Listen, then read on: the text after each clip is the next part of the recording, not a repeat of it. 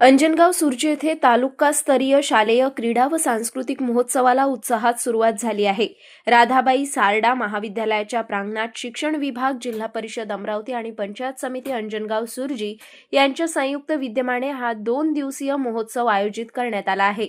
30 आणि 31 डिसेंबर रोजी होणाऱ्या या महोत्सवाचे उद्घाटन मोठ्या उत्साहात पार पडले.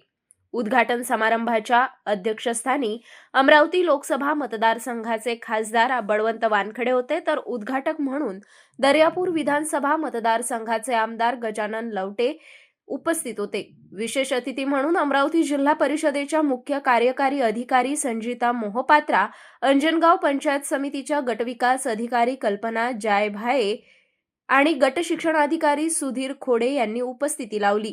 ध्वजारोहणाने क्रीडा महोत्सवाचे औपचारिक उद्घाटन करण्यात आले. यानंतर तालुक्यातील विविध जिल्हा परिषद शाळांमधील विद्यार्थ्यांनी क्रीडा आणि सांस्कृतिक कार्यक्रमांची प्रभावी सादरीकरण केले. चिंचोणा येथील जिल्हा परिषद शाळेच्या विद्यार्थ्यांनी सादर केलेले मलखांब प्रात्यक्षिक उपस्थितांचे विशेष आकर्षण ठरले आणि टाळ्यांचा कडकडाट झाला.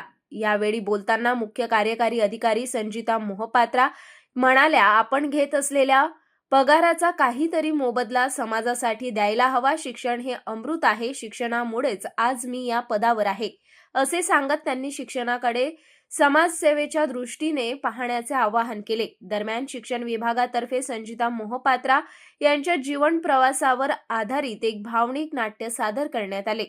गट शिक्षण अधिकारी सुधीर खोडे, विस्तार अधिकारी सुशील अभ्यंकर आणि शिक्षकांच्या या सादरीकरणाने वातावरण भारावून गेले. आपल्या जीवनावर आधारित नाट्य पाहताना मुख्य कार्यकारी अधिकारी संजिता मोहपात्रा यांच्या डोळ्यात अश्रू तरळले.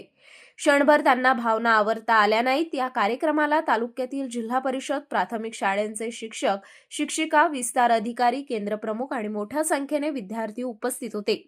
अंजनगाव सुर्जी येथील हा शालेय क्रीडा व सांस्कृतिक महोत्सव विद्यार्थ्यांच्या सुप्त गुणांना वाव देणारा ठरत असून शिक्षणासोबत संस्कार आणि क्रीडेला चालना देणारा उपक्रम ठरत आहे.